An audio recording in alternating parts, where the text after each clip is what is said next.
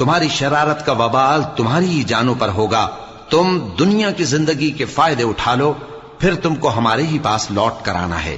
اس وقت ہم تم کو بتائیں گے جو کچھ تم کیا کرتے تھے. دنیا کی زندگی کی مثال میں کسی ہے کہ ہم نے اس کو آسمان سے برسایا، پھر اس کے ساتھ ملا جلا سبزہ جسے آدمی اور جانور کھاتے ہیں نکلا، یہاں تک کہ زمین سبزے سے خوشنما اور آراستہ ہو گئی. اور زمین والوں نے خیال کیا کہ وہ اس پر پوری دسترس رکھتے ہیں.